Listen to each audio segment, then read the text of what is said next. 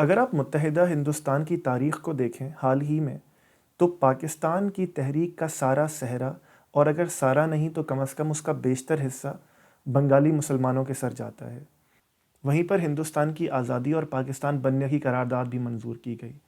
اس پوری تحریک کے بنگالی لیڈر شیخ مجیب الرحمان کو آزادی کے بعد ہم نے غدار بھی قرار دیا، ان کے اوپر کیسز بھی چلائے، ان کو جیل میں بھی ڈالا۔ لیکن بنگال کے لوگوں کے سیاسی شعور کی داد دینی پڑے گی کہ پاکستان کا مقصد حاصل کرنے کے بعد بھی جب ان کے ساتھ جناح صاحب نے زیادتی کی، کہ جب جناح صاحب نے اردو کو پاکستان کی قومی زبان قرار دے دیا، تو انہوں نے اپنی پوری سیاسی طاقت سے لینگویج موومنٹ بنگالی زبان کی تحریک چلائی۔ اور تاریخ گواہ ہے کہ شیخ مجیب الرحمان ہو یا حسین شہید سہروردی، پاکستان نے، اس کی اشرافیہ نے، اس کی اسٹیبلشمنٹ نے، اس کے سیاستدانوں نے، اس کی بیوروکریسی نے بنگال کے ساتھ کبھی انصاف نہیں کیا۔ اور وہی سیاسی شعور، آزادی کی رمق اور اپنے حق کو چھین کر لینا آج ہم نے بنگال کے اسٹوڈنٹس کی طرف سے دیکھا۔ اور اس اسٹوڈنٹس کی تحریک کو بھی آپ بنگلہ دیش کے کانٹیکسٹ میں دیکھیے کہ یہ اس وزیر اعظم کے خلاف چلی کہ جس نے بنگلہ دیش کی اکانومی کو ایک جائنٹ ٹائیگر بنا کر دنیا کے سامنے پیش کیا،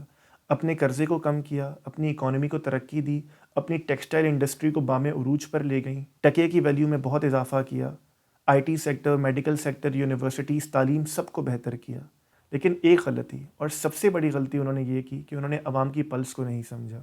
انہوں نے لوگوں کے اصل مطالبات کو نہیں سمجھا، اور شاید بنگالی قوم کو نہیں سمجھا کہ یہ تمام باتیں اپنی جگہ، اگر آپ اس قوم سے ان کی آزادی چھینیں گے، ان کے ڈسنٹ کی طاقت چھینیں گے، ان کے بات کرنے کے حق کو مجروح کریں گے، ان کی ایک اور پسندیدہ لیڈر خالدہ ضیاء کو جیل میں ڈال دیں گے، اور ایک کے بعد ایک لوگوں پر جمہوریت کے دروازے بند کریں گے، تو پھر ایک ٹپنگ پوائنٹ ہی ہوتا ہے جو کوٹا سسٹم کے کیس کی صورت میں سامنے آتا ہے۔ لیکن اردو میں کہتے ہیں نا کہ وقت کرتا ہے پرورش برسوں، حادثہ کوئی ایک دم نہیں ہوتا۔ تو میرے نزدیک بنگالی قوم نے اپنے آزاد خیال، آزادی پسند اور اس پر ذرا بھی کمپرومائز نہ کرنے کی روایت کو برقرار رکھا۔ اور میں چاہتا ہوں کہ اسی اپورچونٹی کو لے کر ہم ڈیموکریسی کی، جمہوریت کی، قوموں کے حق خود ارادی کی بات کر سکیں کہ یہ کتنا اہم ہے اور یہ اصل میں ہوتا کیا ہے۔ پاکستان کی تاریخ میں بھٹو صاحب کہا کرتے تھے کہ طاقت کا سرچشمہ عوام ہے۔ جس طرح میرے مذہبی عقائد ہیں، اسی طرح میرا سیاسی سب سے بڑا عقیدہ یہی ہے کہ طاقت کا سرچشمہ عوام ہے۔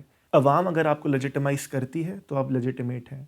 عوام اگر آپ کو ووٹ دیتی ہے تو آپ حکومت کے حقدار ہیں، اور عوام اگر ووٹ دینے کے بعد اگلے دن نکال دیتی ہے تو آپ کا یہ فرض ہے کہ آپ وہ حکومت کی کرسی چھوڑ کر چلے جائیں۔ اور صرف بنگلہ دیش کو ہی کیوں دیکھتے ہیں، آپ اپنے آخری الیکشنز کا نظارہ کریے کہ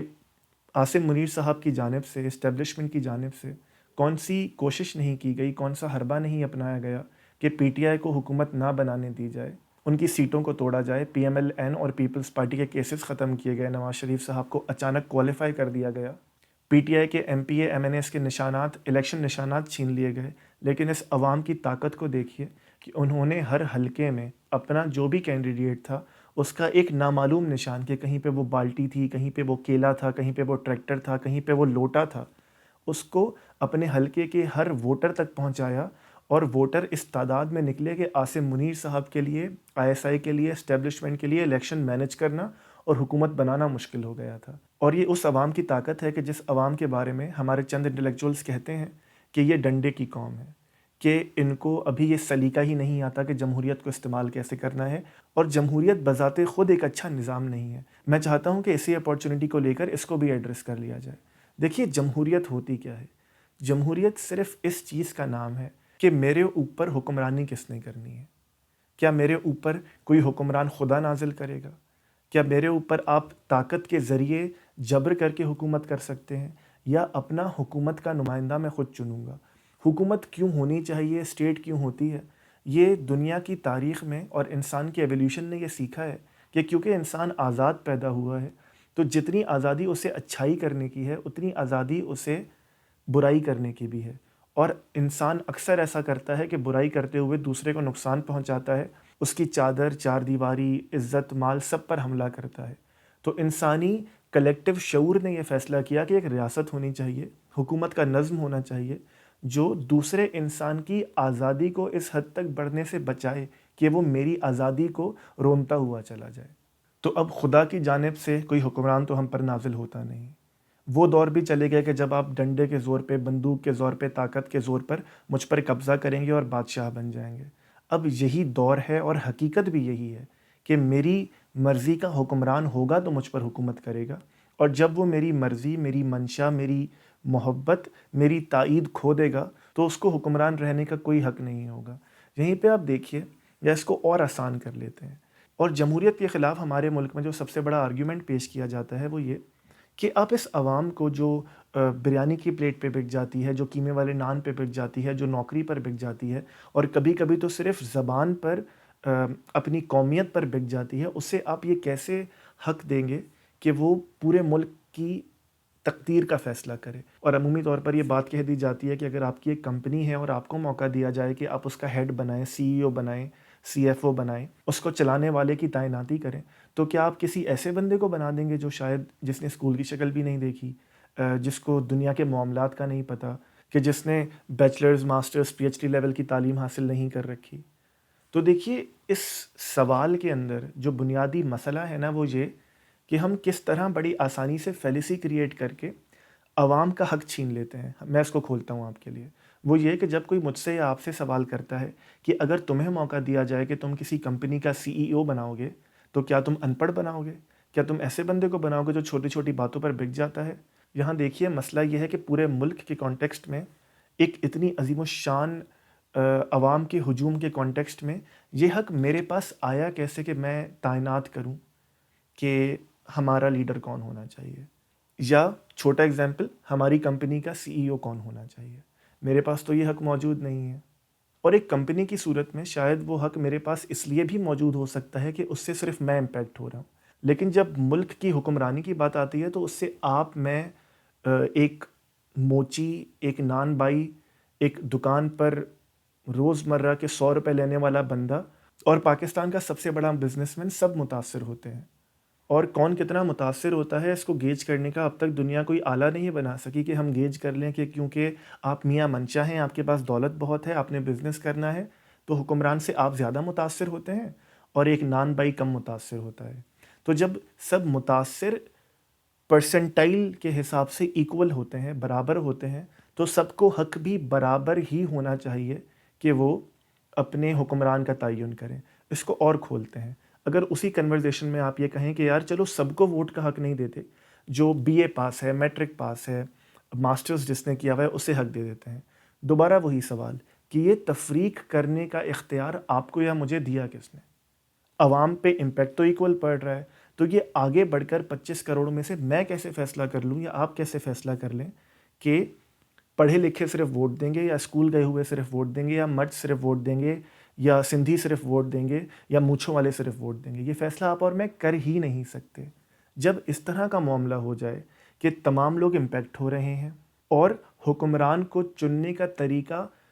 کس بیس پر متعین کرنا ہے، وہ بیس متعین کرنے والا ایک شخص اگر سامنے آتا بھی ہے تو اس کے پاس وہ حق کہاں سے آیا وہی متعین نہیں ہے، تو بالآخر عقل سلیم یہ کہتی ہے اور دنیا کی تاریخ یہ کہتی ہے کہ پھر عوام کی گنتی سے ہی فیصلہ ہوگا، کہ جہاں میجورٹی ایک طرف ہو جائے اور وہ ایک فیصلہ کر لیں، چاہے وہ غلط ہو،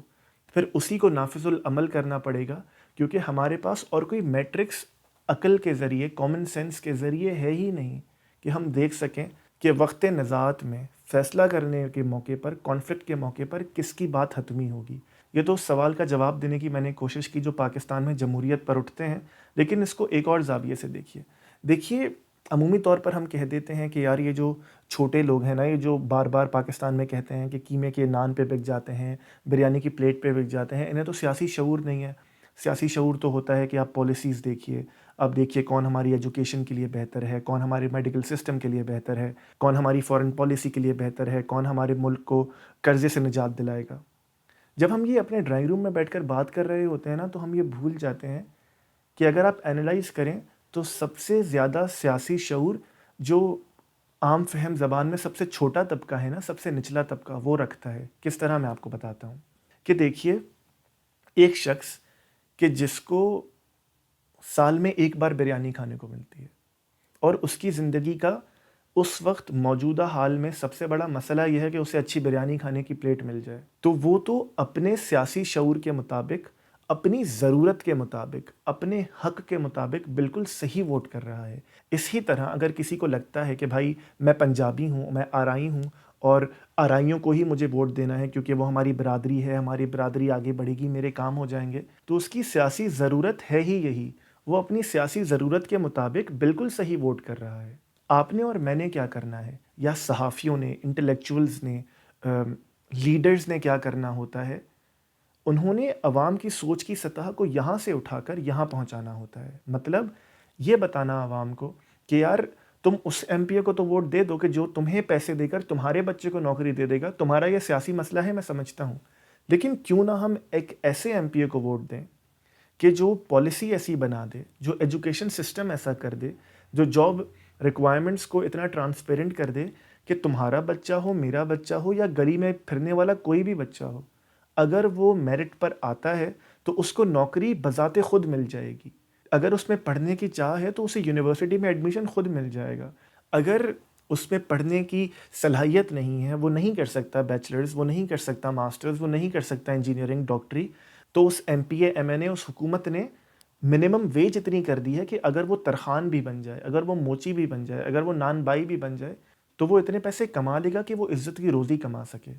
ہم نے صرف یہ کرنا ہے، اگر تو ہمیں اس ملک سے محبت ہے، اور اگر ہم واقعی جمہوریت میں عوام کی طاقت کا دم بھرتے ہیں، اور واقعی ہمیں لگتا ہے کہ ہم انٹلیکچوئلز ہیں، صحافی ہیں، ہم لکھنے والے ہیں، پڑھنے والے ہیں، خدا نے شعور دیا ہے، تو عوام کے لیول کو آپ نے صرف یہاں سے اٹھا کر یہاں لے کے جانا ہے، اور پھر آپ تماشا دیکھیں گے کہ کس طرح ہمارے لوگ، میرے لوگ، اپنی طاقت کا استعمال کر کے، چاہے پھر وہ عاصم منیر صاحب ہوں، چاہے پھر وہ باجوہ صاحب ہوں، انہیں راندہ درگاہ کر دیتے ہیں۔ اور اس بھی خام خیالی میں مبتلا نہ ہوئیے گا کہ میں یہ کہہ رہا ہوں کہ ایک شخص، ایک انٹلیکچوئل، ایک صحافی، ایک لکھنے والا، ایک نامہ نگار، ایک شاعر پوری عوام کو تبدیل کر دے گا، ایسا کبھی نہیں ہوتا۔ ہمارے جیسے معاشروں میں ہر کسی نے اپنے سرکل میں بات کرنی ہوتی ہے۔ میرا حلقہ احباب جو ہے، میں صرف انہیں سمجھا سکتا ہوں۔ میرے حلقہ احباب میں جو بڑے لوگ ہیں وہ صرف مجھے اور میرے حلقہ احباب کو ہی سمجھا سکتے ہیں۔ ظاہر ہے سوشل میڈیا کے ذریعے آپ کی آواز بہت حد تک آگے جا سکتی ہے، لیکن اگر آپ اپنے حصے کا کام 10، 15، 20 لوگوں تک کریں، اپنے خاندان تک کریں، اپنے دوستوں تک کریں، اپنے گھر والوں تک کریں، اپنے والدین پہ کریں، اپنے بچوں پہ کریں، تو یہی وہ دائرہ ہے کہ جس کی آپ مکلف ہیں۔ کیونکہ جب یہ دائرہ آگے بڑھ جائے گا، 20 لوگوں سے آگے بڑھ جائیں گے، تو وہاں کوئی اور ذہین شخص ہوگا، وہاں کوئی اور اپنی ذمہ داری کو سمجھنے والا ہوگا جو اس دائرے کو پریپیئر کرے گا۔ اور یہیں پہ میں نے بار بار اسٹیبلشمنٹ کی بات کی کیونکہ پاکستان میں ہمارا سب سے بڑا مسئلہ وہی نظر آتا ہے، اور شاید اب یہ فیشن بھی بن گیا ہے خان صاحب کے بعد کہ اسٹیبلشمنٹ پر ہر چیز کا بلیم ڈال دیا جائے، ان کے نا کردہ گناہوں کی بات بھی انہی پر ڈال دی جائے، اور وہ بھی ان کی جانب سے جو ابھی 3، 4، 5 سال پہلے تک ان کے گن گاتے تھے اور کہا کرتے تھے کہ آرمی چیف تو قوم کا باپ ہوتا ہے۔ یہیں پر میں ایک اصول خود کو سب سے پہلے اور پھر آپ کو یاد کرانا چاہوں گا کہ کبھی بھی کسی کی دشمنی، کسی کی عداوت آپ کو اور مجھے اس بات پر مجبور نہ کرے کہ ہم انصاف نہ کریں۔ تو جہاں آپ عاصم منیر صاحب کو برا بھلا کہتے ہیں، جمہوریت کا قاتل کہتے ہیں، یا ایوب خان سے لے کر اب تک سب کو ذمہ دار سمجھتے ہیں، وہیں میری رائے میں یہ سیاستدان بھی ایکولی ذمہ دار ہیں۔ اگر آج کے دور میں آپ نواز شریف اور زرداری صاحب کو بلیم کرتے ہیں کہ ان کے ساتھ اسٹیبلشمنٹ نے ظلم کیا، زیادتی کی، لیکن دوبارہ انہوں نے ان کے تلوے چاٹنے کو مقدم جانا، اپنی تمام عزت، اپنی تمام جد و جہد، اپنا تمام نیریٹو کے ووٹ کو عزت دو، عوام کی سپریمیسی کا، اور پیپلز پارٹی کی طرف سے تو democracy is the best revenge, اور طاقت کا سرچشمہ عوام ہے، اس سب کو اگر انہوں نے کچرے کے ڈبے میں پھینک دیا تو یہ بھی اتنے ہی قصوروار ہیں کہ جتنے ان کو استعمال کرنے والے۔ اور یہیں پر انصاف کا تقاضا یہ ہے کہ میں عمران خان صاحب کو ضرور مینشن کروں کہ جب پاکستان بہتر ہو رہا تھا، 18ویں ترمیم کے بعد معاملات کچھ حد تک مفاہمت کی جانب جا رہے تھے، اسٹیبلشمنٹ کا کنٹرول کیانی صاحب کے دور میں کچھ کم ہو رہا تھا، تو خان صاحب پپٹ بنے۔ اب یقیناً جب ان کی اپنی حکومت گئی اور ان پر وہی مسائل ٹوٹے کہ جو انہوں نے دوسروں پر توڑے تھے، تو انہیں سویلین سپریمیسی یاد آئی۔ لیکن حقیقت کا، انصاف کا تقاضا یہ ہے کہ آپ جب سب کو مورد الزام ٹھہرائیں تو اپنے پسندیدہ لیڈر کو، گو کہ آج اس کے ساتھ زیادتی ہو رہی ہے، اسے بھی مورد الزام ضرور ٹھہرائیں۔ اور آخر میں اس چیز کا اعادہ کرنا چاہوں گا، میں نے ایک بار کہا تھا اور میں مسلسل کہتا ہوں کہ جب پاکستان میں ہم گاڑی میں بیٹھے ہوتے ہیں اور کوئی غریب، کوئی بھیک مانگنے والا، پیسے مانگنے والا آ کے دروازہ کھٹکھٹاتا ہے، شیشہ بجاتا ہے اور ہم کہہ دیتے ہیں معاف کرو، یا ریئیکٹ نہیں کرتے، یا دروازہ نہیں کھولتے، یا شیشہ نہیں کھولتے، تو وہ ایک بار بجاتا ہے، 2 بار بجاتا ہے، پھر چلا جاتا ہے۔ ڈریے اس وقت سے کہ جب وہ شیشہ توڑ کر آپ کے ہاتھ میں جو موبائل ہے وہ چھین لے گا۔ ڈریے اس وقت سے جو کہ آپ کے ڈیش بورڈ پر جو والیٹ رکھا ہے وہ چھین لے گا۔ ڈریے اس وقت سے کہ جب یہ غریب جن پر یہ معاشرہ، یہ اسٹیبلشمنٹ، یہ سیاستدان ظلم کرتے ہیں، کہ وہ آپ کے گھروں کی دیواروں کو پھلانگ کر اندر آ کر اپنا حق چھین لے گا۔ بنگلہ دیش میں جو ہوا، یہ اپورچونٹی ہے ہم سب کے لیے کہ ہم اس سبق کا اعادہ کریں کہ طاقت کا سرچشمہ عوام ہے۔ یہ عوام ہے، یہ آپ اور میں ہیں کہ جس کے بطن سے طاقت پھوٹتی ہے۔ یہ وہ بطن ہے کہ جہاں سے لیجیٹمیسی پھوٹتی ہے۔ یہی وہ ہاتھ ہے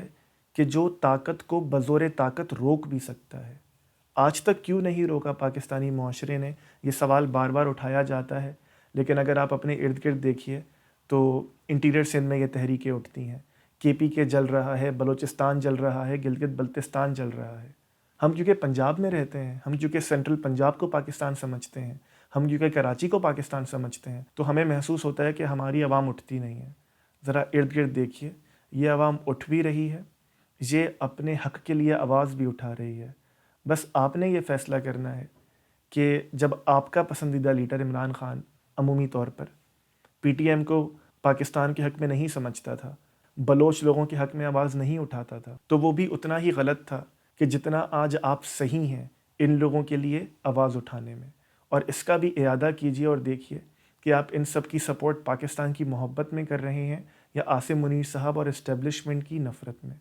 اور آخر میں مجھے وسیع شاہ صاحب کا ایک شعر یاد آتا ہے اس کو کنکلوڈ کرنے کے لیے۔ یہ بہت ضروری ہے کہ ہم کسی بھی شخص کو، کسی بھی ادارے کو اسی نام سے بلائیں کہ وہ جو ہے۔ اگر اسٹیبلشمنٹ ہمارے ملک میں آئین شکن ہے تو وہ آئین شکن ہے۔ بنگالی قوم اگر اپنے حق کے لیے کھڑے ہونے والی قوم ہے، اپنی آزادی کا مقصد نہ بھولنے والی قوم ہے تو وہ ہے۔ ہمارے لیڈر نے بھی غلطی کی تو اس نے غلطی کی، ہمارے دشمن نے بھی اگر اچھا کام کیا تو اس نے کیا۔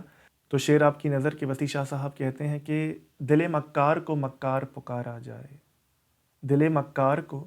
مکار پکارا جائے، کیوں نہ غدار کو غدار پکارا جائے۔